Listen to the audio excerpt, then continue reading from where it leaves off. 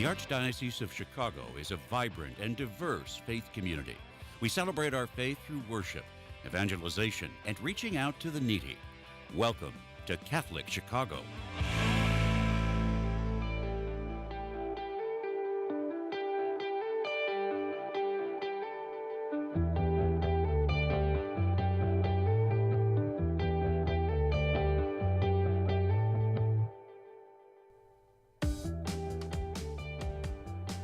Good morning and welcome to the Voice of Charity. I'm Katie Bredemann, and we send warm greetings on this Tuesday morning to all who are listening on WNDZ 750 AM here in Chicago, and all who are watching our live stream on YouTube and Facebook at Catholic Chicago. As regular viewers of this show know, Catholic Charities programs and services are designed to help address immediate concerns of our guests and offer opportunities for them to plan and achieve greater independence and self-sufficiency in their lives.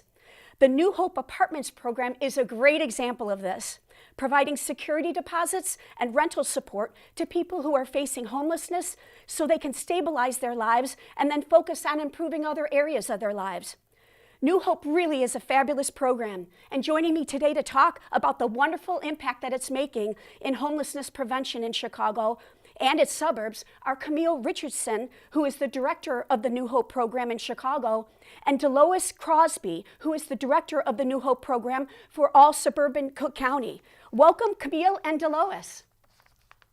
Thank you for having us. We're so delighted to have you on the show today. Camille, can we start with you? Can you share with our audience how and when the New Hope program started at Catholic Charities?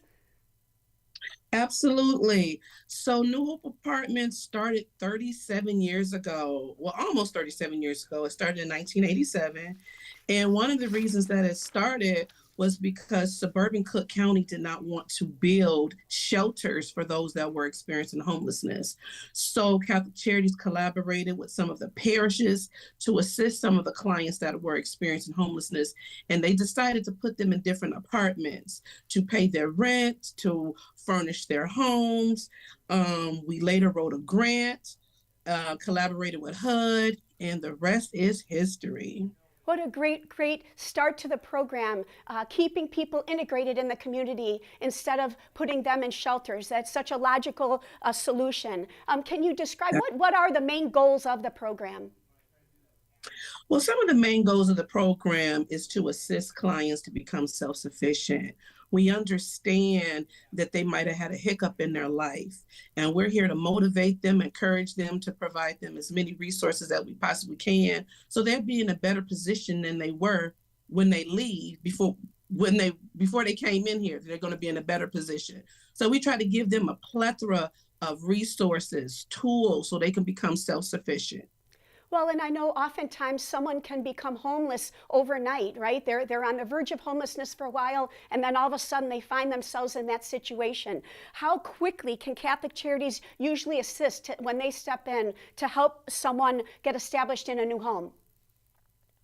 Well, okay, go ahead, Deloise. So there is a process in order to connect to our services. There is a system we work with called coordinated entry. But once they're matched to our program, we're able to immediately engage with them, join an intake, learning what their needs are, what are their barriers, using a strengths-based approach so that we can collaborate with them. It's a partnership. It's a true partnership because we're here to support them. But they know what they want. They know what their goals. They know what communities they want to live in. And we work with them to immediately connect them to landlords, assessing, does the community have the transportation needs of meet the transportation needs of the family? Does it have access to viable food resources and nutrition? And like Ms. Camille stated, we're on the races running, connecting to all the community-based resources that we can so that they can maintain their stability. And Deloise, can you talk a little bit more about the circumstances or the unfortunate life experiences that cause someone to become homeless, and like I said, in a very short time, sometimes overnight? Absolutely. Unfortunately, this is one of the things that literally does happen overnight. It could be the death of a loved one, loss of employment, the death of a child and not having the necessary counseling resources to help someone actually just mitigate, processing through it. So it could be just simply a loss of income in that situation.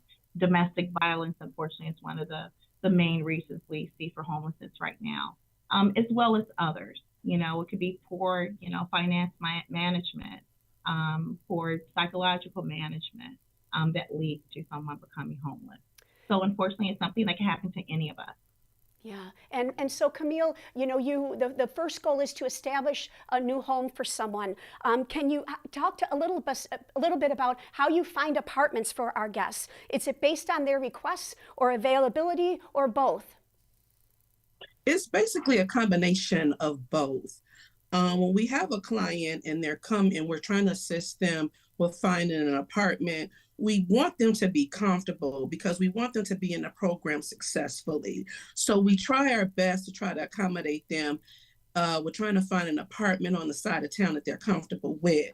So we have a list of landlords that we work with.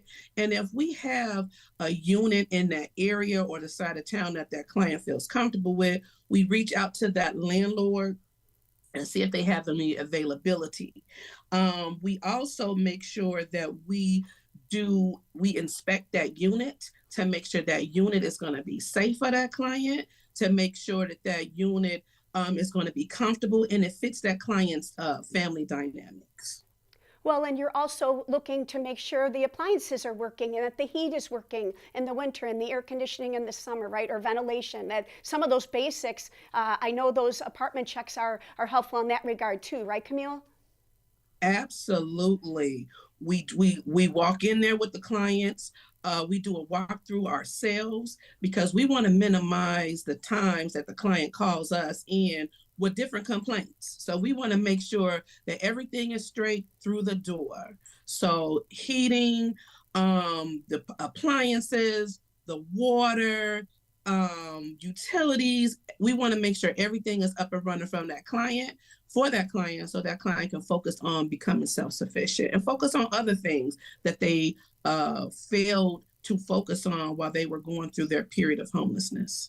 And Deloise, that's really where the Catholic Charities Network comes in, isn't it? That once you get someone stabilized in an apartment, we have a wonderful network of resources to gently ask someone, if they might want to partake in counseling or any of our other services, as Camille said, to get their life on track wholly, right? Can you talk a little bit about how you gently and then help them understand what's available to them and then help them get connected to those other resources at Catholic Charities?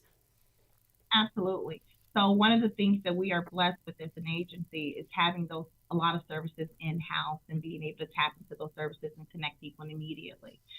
So immediately once we do get a referral in their house, one of our first recommendations is counseling, whether or not they, think that that's something that's going to immediately solve their issues or not. We always make the recommendation. A lot of time that's the catapult, that begins to catapult them when they're able to sit down and talk and process what's causing them or land them in the situations they're in so that they can start rebuilding their lives and making positive decisions for themselves to recover and maintain their stability. But in addition to not only housing, the counseling services that's connected to housing, we do have the benefit of our food pantry. A lot of the families that we serve, even though they have SNAP benefits, the SNAP benefits aren't enough to actually meet the nutritional needs of their family. So they're still going to the food pantries and being able to coordinate with them. So when we have a family that's having an emergency situation or lacks food, we're able to go get food boxes and transport them to our participants' homes. As well as the clothing services. We have clothing room in Cicero that we use quite often, and we're able to get, immediate needs, again, immediately met. We don't have to go through another agency. We don't have to put in paperwork. We can literally make a phone call and make a connection to resources.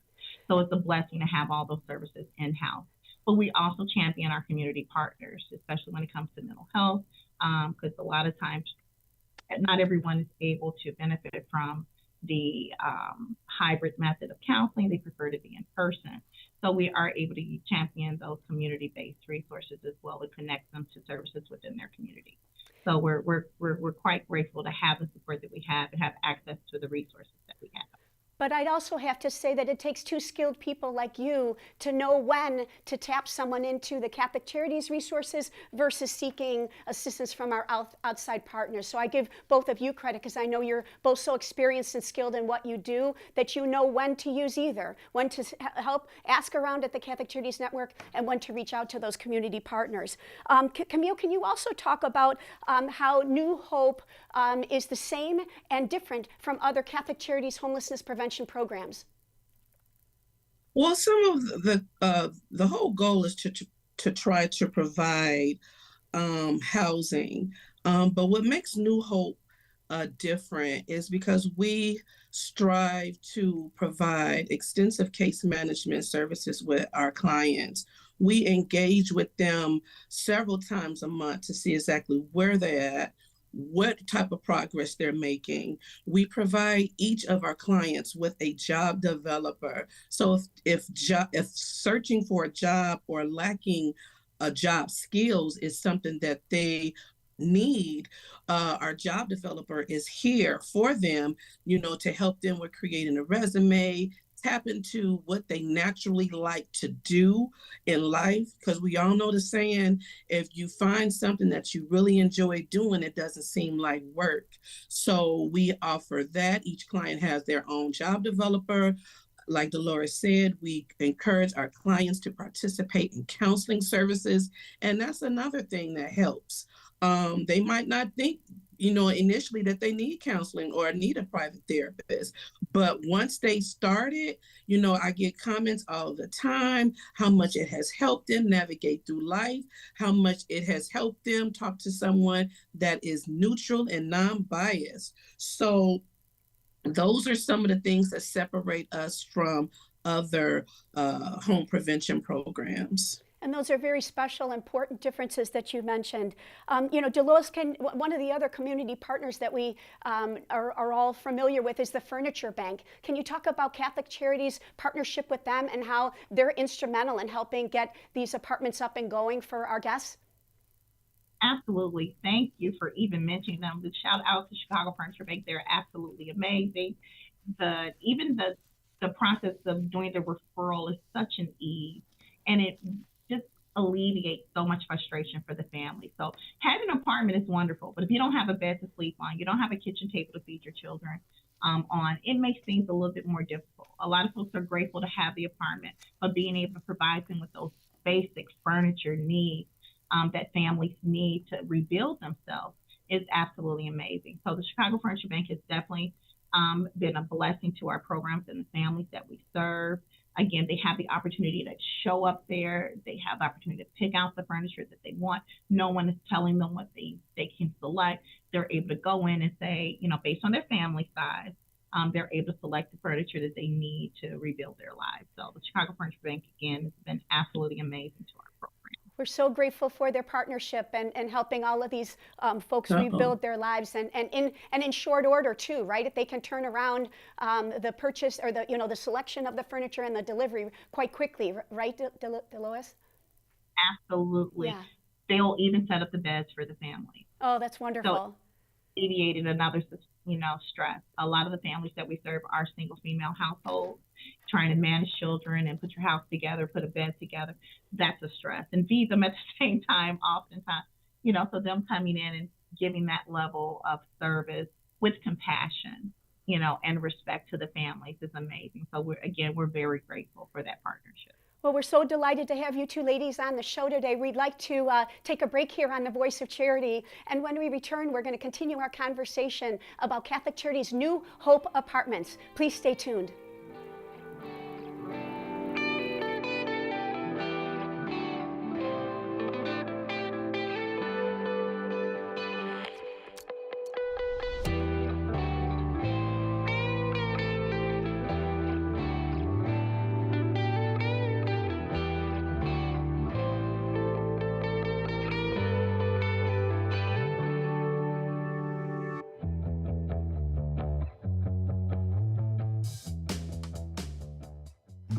Join Catholic Charities on Sunday, February 4th for the 2024 Divine Affair, a premier wine tasting event held at Chicago's Union League Club. Sample and purchase wines and craft beers from around the world.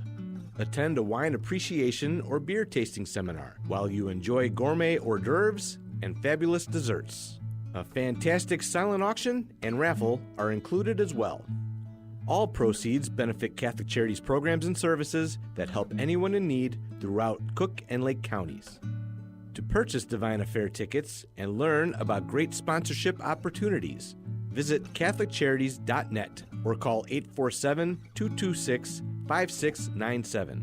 That's 847-226-5697.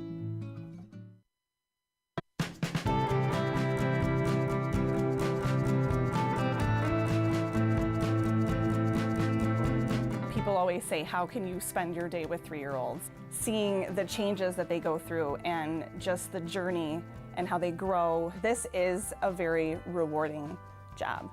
Even though at the end of the day, we're not the highest paid people on earth. And when I have a parent contact me and say, my child loves school, that to me, I'm setting that foundation for their love of learning, because really you are changing lives, you are molding lives. Shape the next generation of leaders. Teach. Apply today at artchicago.org/schooljobs. Catholic Charities Loss Program was created more than 40 years ago to help survivors of suicide wherever they are in the grieving process. This nationally recognized program continues to offer a safe, non-judgmental environment where survivors of suicide can find community, direction, and resources for healing after suffering the devastating loss of a loved one. Online and in-person services are available for individuals, couples, children, and families of all faith traditions. To learn more, call 312-655-7283 or email loss@catholiccharities.net. Don't suffer alone. We are here to offer loving outreach to survivors of suicide. Contact Catholic Charities today.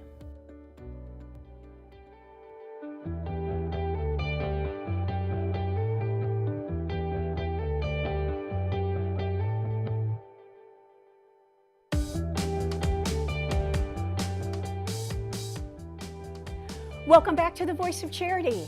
I'm Katie Bredemann, and I am here in the amazing Cardinal George studio at the Archdiocese of Chicago. Catholic Charities is so honored to be one of the programs that's broadcasting from this studio. It's a brand new studio that was just blessed by Cardinal Supich last fall. And so I just wanted to say thank you to the multimedia content team here at the Archdiocese of Chicago, Mr. Vince Girasoli, Mr. Mike May, Brian Brock, and Clint Cottrell, who produce this show every week. And as I said, it really is our honor at Catholic Charities to share the work of Catholic Charities through this beautiful studio, and it's also my honor and privilege today to be here on the Voice of Charity with Camille Richardson, who is the director of Catholic Charities New Hope program in Chicago, and Deloise Crosby, who is the director of the New Hope program in Suburban Cook. And so for this first inaugural Voice of Charity show in this new studio, I'm honored to be here with these ladies and talk about this important program that is helping people establish themselves in new apartments and then address some other issues in their lives to paint a brighter, happier future. And before the break, ladies, we were talking about how the program has developed in Chicago over the past 37 years and is still vitally needed today. Can I ask you, Camille, do participants in this program ever get to know each other and support one another? Do you ever have, group meetings or opportunities for them to share their experiences with one another? Absolutely. We have different town hall meetings quarterly. We have mandatory client meetings, and we have our job club meetings as well. And that gives clients an opportunity to meet each other. They give clients an opportunity to share their stories, so they won't think that, hey, woe is me. Why am I the only? I feel like I'm the only one going through this. No, they're not, because they get an opportunity to meet other clients that have experienced some of the same things. They also get an opportunity to hear from our clients that have success stories that were in our program and how successfully they are and how successful and mindful how this program has helped them to get to the next level. So absolutely, we have so many ways and so many opportunities for our clients to meet each other and support support each other, because that provides them with the motivation and the hope that, hey, this is just a little storm that we going through, but I'm going to make it out of it. That must be so reassuring and reaffirming to them as they're working so hard for greater self-sufficiency, to see those clients who have made it and are now doing very well on their own. And so, Deloise, can you talk to us a little bit about how case managers work with guests? Are there time limits for the amount of time they can work with guests? And are there requirements for staying in the program? I should mention here that on our live stream, we're showing a story that was just recently featured in Spirit Magazine about a wonderful client interaction. Her name is Nat Shun Thompson and her son Anthony, and we featured their story. They were in the New Hope Apartments, and they're doing very well right now. So Deloise, can you talk about what their experience was with case managers and what other guests experienced as well? Yes, I had the pleasure of working with Ms. Nat Shun in our West program. And being able to work with families, first off, is a blessing to be able to be of service to others. When Ms. Nat Shun came into the program, she was eager to get going. Being able to overcome her disability and work through and coordinating services and getting things set up for her child, and get back to work. And she was able to successfully get back to work full time. And she's doing extremely well through case management services. Again, referral to those community-based resources and those public benefits, such as Ticket to Work and the Department of Rehabilitation. All were able to help her sustain. And again, she's doing very well today. Her son Anthony is very excited. We got a chance to see them actually at our New Hope Christmas party. Oh, wonderful. So it's good to see them and see that she's continued to do well and sustain.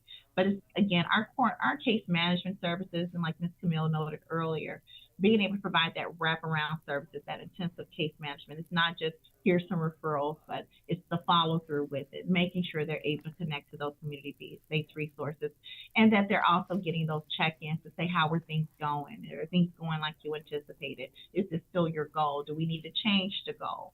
You know, and being of support in a way, not in a mothering way or, you know, in a parental way, but in a way to empower them and let them know the success is theirs. We're just here to celebrate with them. But the success is there, and we're happy to be a partner, you know, in it with them. Because when they leave, we want them to continue to glow. We want them to continue to shine and reach higher heights. And that's what we're really about. It's not just about now. We know that we can, you know, keep them safe and keep them in, you know, have some stability now. But when they leave, we want them to be able to carry that with them. And not just with them, but to share their stories with other people and uplift someone else. And if need be, hey, send them our way, you know, because we're all about just making sure families grow. Beautifully said. Can you also talk, ladies, about any differences that might be in the program versus in Chicago versus Suburban Cook? Camille, can I start with you? Well, we both have the same goal. Our goal is to get clients to become self-sufficient. Our goal is to support them and encourage them. The only difference is that I'm in Chicago and Deloise helps the suburban area. That's the only difference. Yeah, and I agree with Ms. Camille. There's not much difference in how we operate the program. There's different challenges in different ways, where we have a much smaller program than what Ms. Camille does. She serves quite a few more families than we do. We're spread out, of course, over a larger geographic area, which have its challenges. However, we've been able to successfully mitigate those over the years. But one of the things that I'm grateful for is that I can call Ms. Camille and tap into a resource or talk through a challenging client situation, and she can give me her spin on it and say, hey, try this, try that. So that collaborative, knowing that we have the support of our city partner and vice versa, is great. We get a lot of support from our parishes. I'll tell you that, and we're so grateful for the parishes that support us. We oftentimes get book bags and Easter basket and coats from the various parishes that support the program. And every now and then when we have a little extra, we're able to share it with the city. when she calls and she said, I need a code for a family that doesn't have code. So I will say that's probably one of the only differences, unfortunately, is that we do bring quite a bit of support. I don't know if we would have been able to say, support the families as well as we have over the years without the support of the parishes. They've been amazing. Sounds like wonderful Absolutely. teamwork. And we should also share with our audience that this is serving over 900 people a year. Fiscal year 2023, Catholic Charities served 900 people through this New Hope Apartments program. And so as you both have stated, it's a very busy program. There's a lot of folks who are just getting established, and also those who are working toward greater self-sufficiency.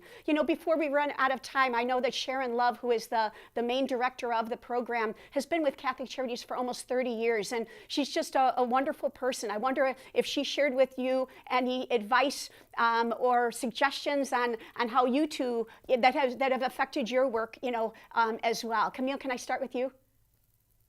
Absolutely. Like you said, she's very wonderful. She's been here a long time, so she has a lot of experience to share and a lot of examples. One thing I take away from Sharon is that that she taught me is always meet a client where they're at. Just because we are directors in the program, that does not mean that we can't get our coat on or get our shoes on and drive out to that client's house to see exactly what's going on with that client. So that is something that's a takeaway. I'm never too busy to talk with a client, never too busy to assist with a client with a problem. And that is a takeaway that I can take from her, because she's never too busy. A client could call with an issue. I can say, Sharon, hey, I need some help with this. This case manager we need to support this case manager. And she will put her coat on and we will go out to this client's house. So that is one thing, a valuable thing that I learned from her. That's great advice. And Deloise, anything to add to that? I would add that one of the things that I am really grateful to be under Ms. Sharon Love's leadership is when it comes to, like Camilla saying, supporting our participants. She has such a grace about herself that's absolutely amazing, and I hope to be the leader that she is one day. One of the things that I really appreciate is her encouraging me, take the time and just listen. Sometimes, yes, we have these resources we want to offer, but listen. Let's let the participant decide what they want, and then decide how we can best, support the person. So having the skill of just listening, and sometimes some folks just need to talk it through and come to their own solution. As a mother, I want to fix things quite often, like make an immediate, have immediate response and go in and make things better.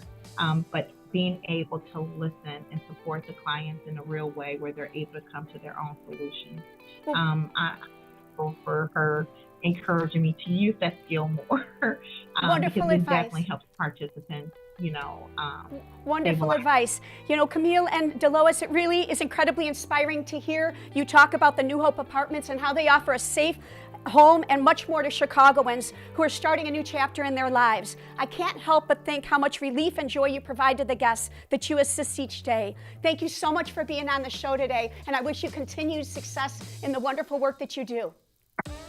Thank you for having us. Thank you so much. And we invite all of you back again next week for another edition of The Voice of Charity. For now, this is Katie Bredemann, and we thank you for tuning in and believing in the mission of Catholic Charities.